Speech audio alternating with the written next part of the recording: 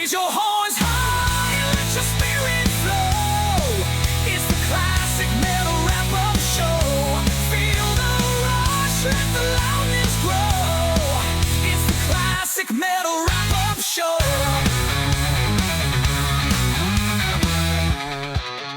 What did you think of what is it? And even Brave New off Fear World? of the Dark, there's songs off Fear of the Dark I do like. I just don't think it's as an album it's quite up to the ones that were going up before it. I like Brave New World. I went and saw them on the Brave New World tour as soon as they had Bruce and Adrian back in the band. I think that was one of the shows I mentioned previously on one of our shows where they had Halford or Queensryche and Halford on the bill. I think Rob opened with Halford and then Queensryche and then Maiden, and an amazing show. I like it. It's not, again, is it as good as some of those earlier albums? No, but there's still 4 or 5 songs on Brave New World that I like. So. Yeah. Nice. And to me, if Maiden gives me 4 or 5 new songs on an album, I'm probably going to get it, and I'm probably going to put it in my rotation somewhere, and once in a while pull it out and reference it and listen to some of the tracks I like. That Blood Brothers on that's a great song, and so I don't, that's one of the ones I would go back to once in a while and pull up. So is my video off right now? Or are you not seeing me? Yeah, I'm seeing your picture, but I thought that's what you meant. No, but that's fine. We got a like a still. There you go. Yeah, sorry. It was just if something happened during the course of it was an Aiken IT. The gremlins were reaching in, the goblins, and getting me because I was talking trash. Right. Oh, Chris is all right. I mean, we don't have. No, I think we mentioned that. We may bag on him a little bit, but it's all in fun. Yeah, he can just completely bag the shit out of me. There's plenty to bag on, buddy. Have at it. I'm so surprised they haven't brought me up on the show and started throwing darts in my face like Lars Ulrich did to Kip Winger. I think that was a direct order. Just because they don't want Neely. Yeah, they don't want. He doesn't want Neely to lose his shit. So but he's been dropping little nuggets. I mean, we got Train in there. We got what were we just talking? Oh, the comment. The comment you threw out there. He didn't have to mention that, but he did. No. And that was kind of interesting. So. So anyways, on just rounding up that Maiden thought I just kept thinking in my mind, I was watching the videos like, man, these guys sound good, this and that. You probably, as you're a promoter or a booker or got this or that, if I need an opener, I'm just looking at it and going, this guy could do this and bring that quality of a band with him and do it probably for a fraction of the price that Maiden does. And nothing against Maiden, but they're so big at this point that they can only do the most massive places and the biggest tours and stuff. And so there's a whole lower to mid market that Nico could probably exploit there and fill with a former Maiden, a long time Maiden, not original, but long time Maiden members. Yeah, I mean, for sure. I think I don't care what anyone says. Everyone's gonna go Clive Bird, or those old guys that go Paul Di'Anno, Clive Bird. Nico is the drummer I grew up knowing for Iron Maiden. So and you're right. I mean, I think when I think back to when I discovered Maiden, I think I heard Number of the Beast, the song, but that might have been around the Peace of Mind era. So I mean, it's still that was him, And so as far, I have to go back and look. I'm sure there is video with Clive Burr. I'm just saying the videos that I looked at in the mid '80s on MTV always had Bruce, Nico. That was my Iron Maiden. So. That's who I would want. If someone said, "Can you go meet any drummer for Iron Maiden?" I'm going to go meet Nico. Did I tell you in was it 2014 at the NAMM show? I had gone in to take a piss, and I was taking a leak, and I flushed. You always mind your business. I mean, you don't go looking at other guys when you're at the urinal. And I looked up to the right. And guess who was taking a leak next to me? A big, tall Englishman? Yeah, a big, tall Englishman. He goes, "How you doing, mate?" And I was like, Nico, big fan. I mean, what else are you going to do, right? You're not going to go into a full. But of all the people that would actually talk to you at the pisser and not make you feel like an asshole about it, it'd probably be Nico. Yeah. And, it was funny as I get out of there, I'm like, fuck, I just met, it was, it's like, wow. And just in time to watch Stevie Wonder get shuffled by with I think 2 security guys in front, 2 to the side, 2 in the back. So, and then some, I don't know, somebody, one of his handlers, entourage away. Yeah. So it was kind of a weird moment, but it was like I met the guy at the pisser there. Go figure. Yeah. And like I said, Nico just seemed like the kind of guy who would always be approachable. And I would, as a fan, he just seemed like the kind of guy you probably at any time of the day, you could be like, hey, dude, let's get an autograph or a picture. And he's not going to have any problem doing that for you. He's just not that kind of dude. Yeah. Very appreciative of his fans. You can see even in that video, if you watch the whole thing, he gets up there multiple times in the microphone. He's hamming it up and doing one-liners. And that is kind of cool that he's doing that. Yeah. I thought that was good because, again, how often do you see drummers go up front like that? Mm-hmm. But he's the kind of guy that has the personality that can do that. And so, And as far as Stevie Wonder, poor Stevie, you can't see. He's world famous, and everybody wants to talk to him. He don't know who the fuck any of you are because he don't know what the fuck he is. So, I mean, he has to have this many guys just to get around. You think of that in itself because they were shuffling him down this long hallway of a convention hall. And it's Stevie. Oh, Stevie. Hi, Stevie. And his head's just moving like this. And like, man, he can hear them all. That would be really over. Well, but then again, he's used to it, right? You think if he goes to an awards show, that's kind of what he gets anyway, right? People forget that he's been famous since he was a teen. Yeah. So that's crazy. He literally was a teenage prodigy sensation. So he's at this point probably pretty used to everyone going, Stevie, right? Because it's. Sure. He's very obviously, there's only one guy that looks like Stevie Wonder, and there is only one Stevie Wonder. And again, kind of like some of these other guys we were talking about earlier, he probably can't go anywhere without someone wanting to fucking get a photo or say something to Stevie Wonder. So oof. So I don't. But he has the dough, just like those other guys. And props for Stevie for knowing that. Hey, with his handlers and shit, he's got to have the proper personnel on the case to get him in and out of the things he's got to go do, and to be Stevie Wonder. And he's not Don Dokken trying to wrangle Crenshaw or Wendell. It's like who could I get for next to nothing? That would be Neely. Yeah. That would be Neely. I got your hotel room. Yeah, I'll comp your room, which I bet you the promoter paid for. So, yeah. But your brother doesn't know enough to have that awareness that it's like, well, it's not really done. Well, Don picked up the hotel room for me, and I'm always thinking when he says it, I'm like, Don just tells promoter, I need 6 rooms, I need 8 rooms, I need 10 rooms. The fucking guy don't give a shit who's in those rooms. If Don Dokken needs this many for him to get him to the gig, he's probably going to book up the fucking Howard Johnson with 8 rooms for Don Dokken. So. I don't think, even if it did come out of Don's pocket, it comes out of the fucking bottom line on the settlement the check at the end. And he ain't going to see a difference and if I care, dude. Sure. Yeah. All right. So, I mean, if again, not mentioning my band, because you all want to know. He wants to know, remember? Why don't you enlighten me?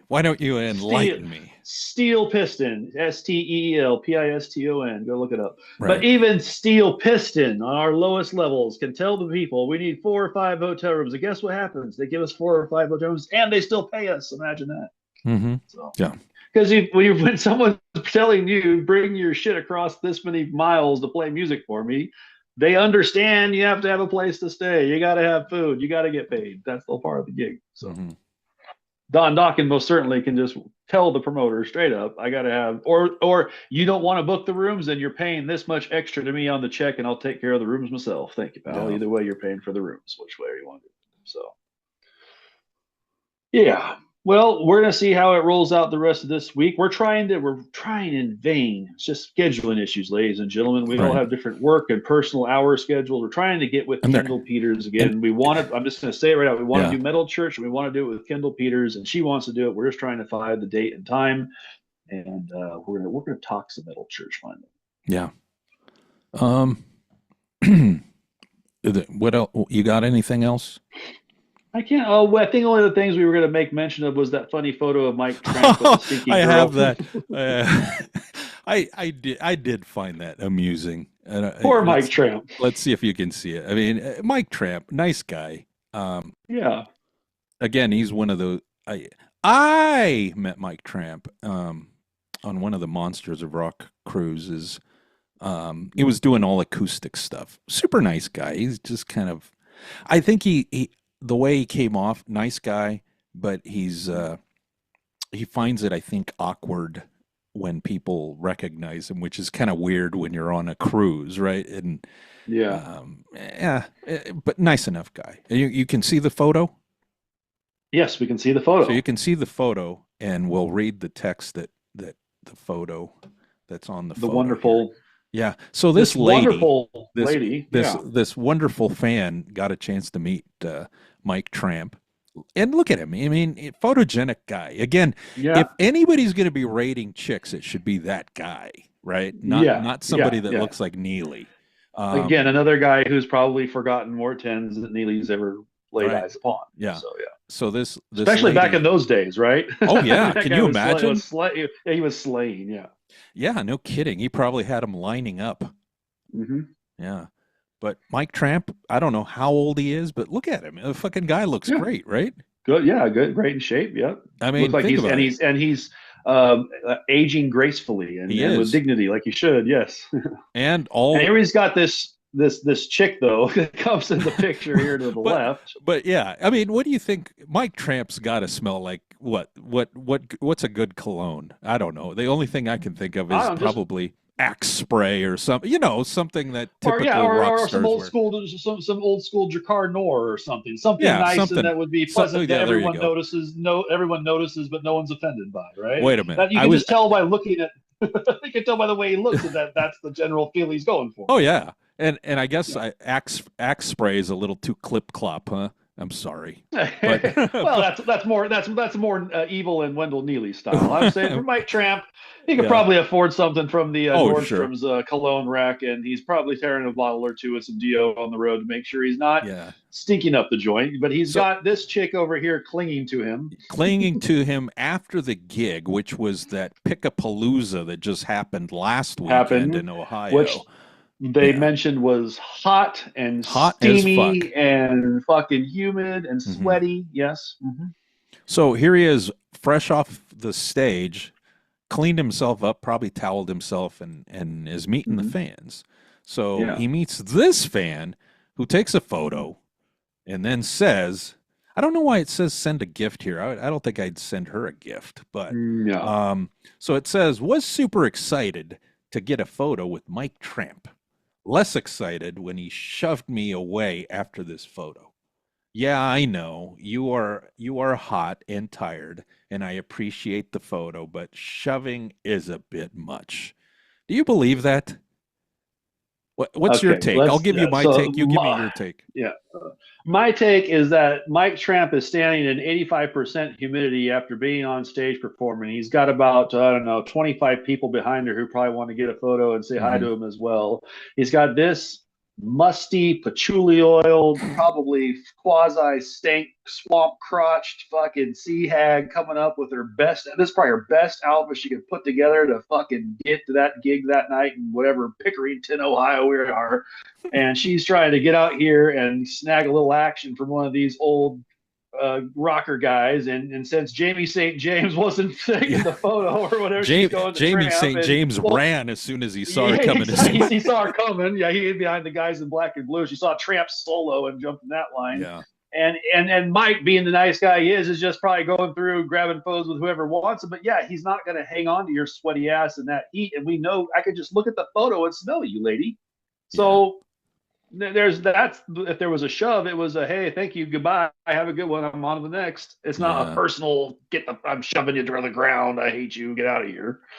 Let's be real. If he really didn't want to take any photo, he would have told you no thanks, bye, and walked away. I mean, these guys have the ability at any point in time to be a dickhead like anybody else, and some of them are known to be. He's just obviously out there hobnobbing, taking photos, being fan friendly, and this lady's going to shit on him because can you believe he doesn't want to stand next to her in that level. It literally said on the black and blue post that how extreme the humidity was. At that point, you would not, as a fan, you probably wouldn't blame the performers for showing up in like tank tops and shorts, right, and sandals or something to perform. That sounded pretty miserable. I was very impressed that the guys in Black and Blue stuck true to the jeans and the outfits because, man, they were sweating balls. And it was dark clothing and leather and denim, hot and and it's just it's not an easy thing to do. And so for this lady to take that shot, and on top of it, then don't post it. Yeah. If it was that bad of a moment, then why are you still trying to gloat with the photo of the Mike Tramp? So it just shows you, oh god. Yeah, it was a poor form at best. I mean, the guy takes the photo.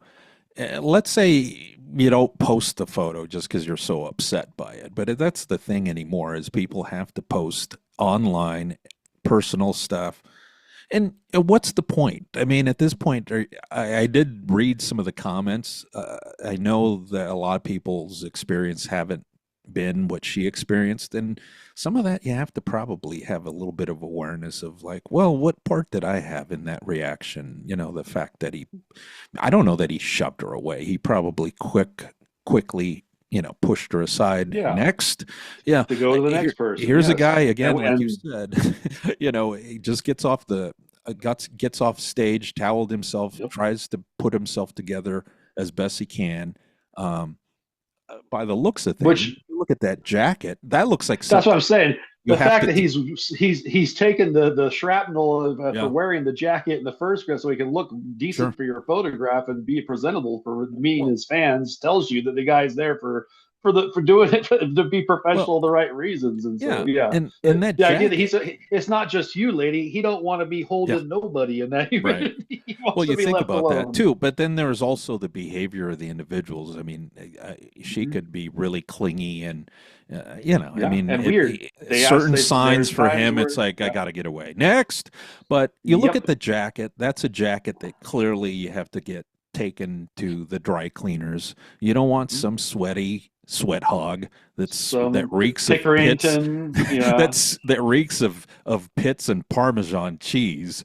Getting that on your jacket. I mean, come on. And this is a handsome man, unlike your brother Wendell. Yeah, and he's with a Pickerington C or D level chick, right? If we're gonna be like Wendell and Aiken and start grading these things out, this chick's. So she's not even like an LA 3 or 2 or something. I mean, she's like way down or there. How is it that they mention it based on supermarket? So she's like a supermarket 1 or something? I don't know. Yeah. You know what I mean? Yeah, she would be the old corner of Stop and Rob. She's not, she's an AM PM 10. She's an AM PM 10. Yeah. She's not the uptown vegan market or something, So, and she just, So again, just not knowing. And then again, if it was that bad an experience, you don't post the photo, you don't mention it. Just had a bad experience, and you chalk it up, and again, put it in your. How many people is he going to meet that day? He had one person out of 100 that didn't like the way it went. I mean, that doesn't mean he's a bad dude. Hello, it's clearly a situation with the circumstances around him. You can just tell this like you're lucky he's doing this at all. Yeah, I'm surprised she didn't tag him in the photo. It's one of those reaches to try to get him. Well, it makes me wonder: was it a paid meet and greet thing, and then she's feeling like entitled to have some kind of? 10 minutes, 15-minute conversation. But this looks to me more like he's just in backstage catering or some kind of just general hanging out and just chit chatting and did the photo. And so, if that's the case, you're lucky he even gave you that. He didn't have to give you shit. He could have been back in the tour bus with some other Pickerington 10, and that's not you. Yeah. Right.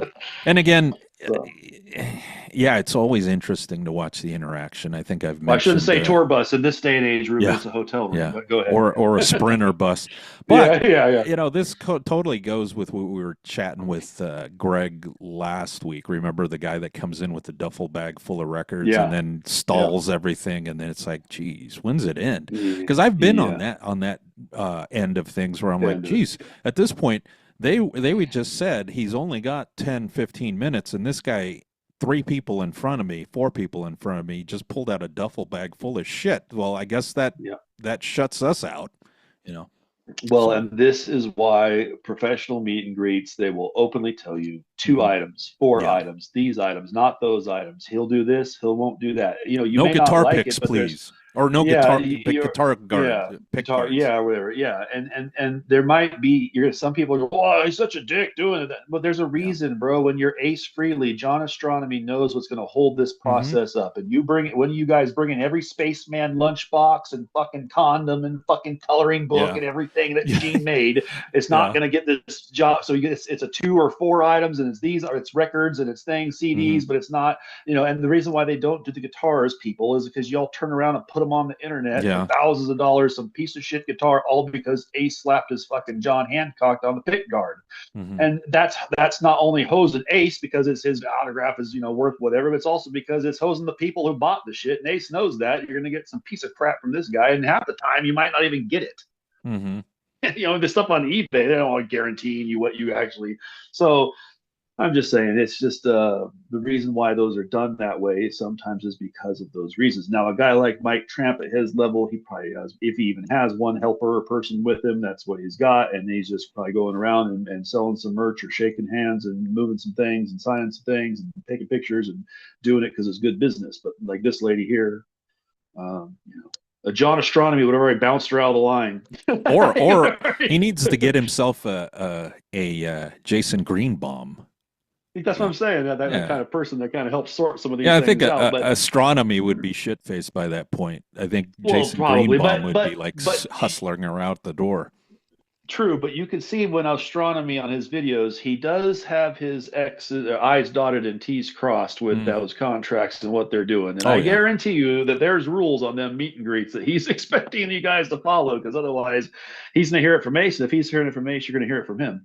So, and right or wrong, again, we know if Ace sat there, they could have dudes all night long with space gear waiting to sign every fucking pinball machine and hanky and fucking guitar pick, because the guy's been playing for 50 fucking years, and these kids have been collecting every fucking snot, booger, and piss rag he threw down. So someone has to put a limit to it. With Greg, what was obviously very cool in just signing all that guy's stuff and letting them do it. But I mean, that's because Greg is just a nice guy. And, but honestly, even if I was there roadieing for Greg, I would have told that dude, "Hey, buddy, it's cool. You got 2 or 3 items, get them signed now. But that bag's got to wait till the end of the line. If I'm seeing you walking with a duffel bag, you're going to the end of the line. You got to wait. No shit. You could be the last guy and then take up as much time as my guy wants to let you have, but you're not tying up everybody else who wants to get through the line and get their shit signed and move on. So that's the way I would do it. But again, and there, as you know, Ruben, there are bands that have guys that would do that, like me, and tell you what did Big John do for Bret Michaels all those years? Tell people you can do this, you can do that. He ain't doing this, and he ain't doing that. And it's not nothing personal. It's that the guy then got time. So I know that's what Aiken wants to make it seem like. Bret Michaels is just a dick, but sometimes when things are agreed upon, you don't even know that Bret even really know that was going to go down. Are you sure? Is that something Bret signed a contract on, or someone told you that Bret said he would do? And then on top of it, how much meet and greeting did he do before the show, after the show? Where's he got to be? What's the travel time to the next show? Some of these dudes don't have hours to give you host gig, because if they're traveling X number of hours and want to get some level of rest for the next show, they got to get the fuck out of there. So that's when the Big John's going to walk in and cut this thing off. You get 1 hour of meet and greet. I don't give a fuck if there's 800 people. We're getting 1 hour, and he's got to go. You know what I mean? So, and that's the other thing that I thought about it with this fan. That who knows? Maybe Mike Tramp got a feeling like she was sick with something, like, is she got a cold? Does she have what? And he's like, I don't need that, especially if that's costing him money. This dude's coming in from Denmark. Yes, and he's got to make his dates and make his scratch while he's here. And yes, so I completely agree. And again, I don't know. There's something about it. I'm not knocking y'all in Pickerington. I'm just saying that between the humidity and what she's looking like, I just can smell it. And I'm not standing. I'm not standing next to it either, longer than a photograph, and that's long enough I can hold my breath during the photograph. Now, when you look at this lovely specimen, who do you think stands a better chance of winning her over, Neely or Chris? She is from their area. I think that is, if she would go for Aiken, then that's a strong pull for Aiken. I mean, zoom in on this. So let's zoom in. Yeah, that's a strong, because she's not she's not a big hog. She's not, 400-pounder or nothing. But look at that. She's not skinny. Look at that fucking smile. I mean, the guy gave her a fucking smile. Yeah, and then she posts that online. Yeah. And then, okay, and if he's a smart guy like I am, scroll down just a little bit there. Look what's on her neck. That looks like a fucking choke collar. It looks like she wants to be drug around like a dog or some shit. Oh shit! So I'm just saying. Yeah. I'm just saying. So, and that's all fine. I ain't knocking that. That might have dated a few girls that like to wear those types of things. But I'm just saying that might have been a sign to him. This chick's a little bit off the rocker, and you're gonna get psycho clingy and then want me in the hotel room later. And I ain't doing that. Bye, baby. Get out here. Yeah, I don't know, man. Just saying. I just noticed that. I guess I'm just now again for Aiken. That's probably a solid Aiken 6 or a 7 right there for him, right? I mean, how does she compare to what's his face bunny suit guy's wife? They're about the same. Yeah, I mean, bunny suit guy's wife has bigger knockers, but so that I will give her points for that. But the fact that we even brought in bunny suit guy may make Evil just run away from the whole scene. Everybody, made you cringe. I might just leave the whole party with all these people in this house in Ohio and light it on fire. I mean, like what? So. By the way, one thing that I've been anxiously awaiting for them to say, if you recall, sometime last winter, they were talking about having a fan barbecue at I don't know whose house, whether it was Neely's or Chris's, but they were going to invite all the super fans, and not a mention of it. Well, and we're already, as they said, calls. we're already halfway. We're already halfway through the year. I thought they'd invite us. I'd show up at their house, wouldn't you? If Aiken said, "Evil Keneally, you can come to the barbecue," that might actually motivate Evil to pick up a plane ticket to buttfuck Ohio, just so I can walk up to Lunch Lady's flabby arms and tug on them suckers and say, "Here I am, brother. I'm right with you." And we're gonna get a photo. And just like Mike Tramp, he'd probably push me away at the end of the photo and shove me off and disregard me. Well, I think the same would happen to me. I think he'd be calling Mikey. Is there a way we can get this guy deported? Yeah. I just honestly, he's so like non-confrontational that way. That wouldn't even be. Yeah, he'd probably run away from his own property. He would just talk to us and just, oh yeah, it's just radio shit, guys. We're having fun, huh? It's like the Imus and Stern. They were really buddies. Yeah, behind the scenes, you want to have a couple of cocktails, Evil? Let's chit chat. Come on. So, no. But the question for Evil would be: do I want to fly all the way to Ohio? Do I want to bear humidity and shitty weather and fucking trailer people? And I just don't know. Like, I can't. I'm not trying to knock y'all in Ohio. I'm just saying that most of the people I know that are from Ohio left Ohio.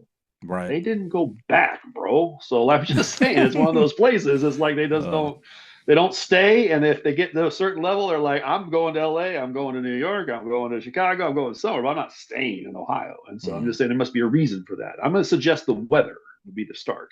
Who wants to live in that frozen or hot, humid? There's only two options you got. Who wants that? I don't know. So some people would say, why do you guys want to live in Oregon? And I can feel you on that too. I'm out in the mountains, but I get all 4 seasons. I get summer, winter, fall, and spring, and a bit of every single one. And then we have Portland. Well, you got shit and city. Salem. So we get two great and really cities. Eugene, if you think about it. Oh, and Eugene. That's true. What a trifecta of shit. Yeah. This like you got cool, right? But as you guys know, if you ever come out here, if you stay along the I-5, what are you going to see? Shit. Well, along the I-5 from Mexico to Canada is shit, all up and down. Every city you go to has got shit. Sacramento, Los Angeles, Seattle. San Diego, Seattle, Portland, they all have shit and crime, and it's because it's an international fucking highway that can just express these shit bags up and down this fucking coast. So when you get off the path of I-5 and out into the woods of Oregon where I'm at, you don't see those people. Now you're out in the trees and the beautiful forests and the shit that you want to be at. So I don't know. I don't know if Aiken even has a place. Does he have a clean, beautiful blue river to go jump out into in the middle of July and go swimming? I don't think he does in Ohio. I got 3 of them right here in my backyard in Southern Oregon. So. He's posted photos of himself doing shit online on IT shit or something right outside in his yard, and it looks like he has a pretty good view of some of his neighbors in their cars. In his neighborhood. Yeah. Pretty much it. So and that's not his fault. I'm just saying that's the reason why people leave those kinds of states, because you get out of a state like and for all the leftist crap that goes on the West Coast, once you get to our oceans and our forests and our, let's say right where I'm at, the redwoods just down the highway, there's nowhere else in the world that has that. There's no other place. Raise your horns high.